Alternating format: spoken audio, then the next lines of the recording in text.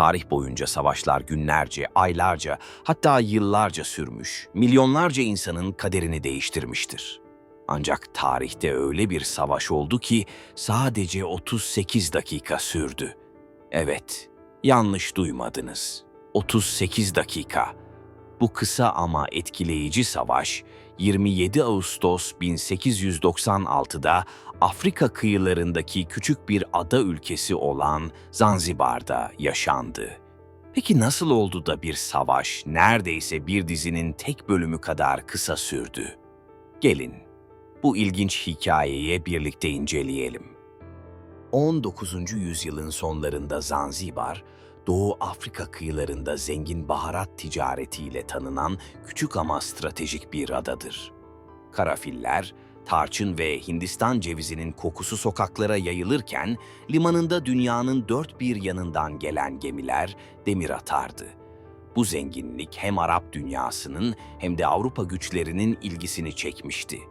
İngiltere için Zanzibar, Hindistan'a giden ticaret yollarında çok önemli bir konuma sahipti. 1800'lerin sonu sömürgecilik yarışı doruğa ulaştı. İngiltere ve Almanya Afrika'yı pasta dilimleri gibi paylaşıyordu. Zanzibar'da bu güç mücadelesinden kaçamadı. Ada sultanlıkla yönetilse de İngiliz etkisi neredeyse her alanda hissediliyordu. İngiltere adada kendi çıkarlarını koruyacak ve sömürgecilik için sorun yaratmayacak bir sultan görmek istiyordu. 25 Ağustos 1896 sabahı İngiltere'nin desteklediği Sultan Hamad bin Tuvaini beklenmedik bir şekilde hayatını kaybetti. Ölüm nedeni resmen açıklanmadı, ancak tarihçiler onun zehirlendiğini düşünüyor. Bu ölüm Zanzibar'da büyük bir güç boşluğu yarattı. Henüz yas bile tutulmadan sarayda taht kavgası başladı. Sultanın kuzeni Halid bin Bargaş bu fırsatı kaçırmadı. Halkın bir kısmının desteklediği Halid, İngilizlerin onayını beklemeden saraya girip kendisini yeni sultan ilan etti. Ancak İngilizler bu duruma sinirlendi. Çünkü İngiltere'nin tercih ettiği aday Halid değildi. İngiliz elçisi hemen saraya bir mesaj gönderdi. "Tahttan in, yoksa sonuçlarına katlanırsın." Fakat Halid geri adım atmayı reddetti. Sarayı ve etrafını askerlerle güçlendirdi. Topçularını limana çevirdi. Gerginlik tüm hızıyla tırmanıyordu. Ve sonunda 26 Ağustos sabahı erken saatlerde İngiliz donanması Zanzibar limanına demir attı. Gemilerde yüzlerce asker, ağır toplar ve makineli tüfekler vardı. İngiliz elçisi Basil Kahve, Halid'e yazılı bir ultimatom verdi. "Yarın sabah saat 9'da tahttan inmezsen savaş ilan edilmiş kabul edeceğiz."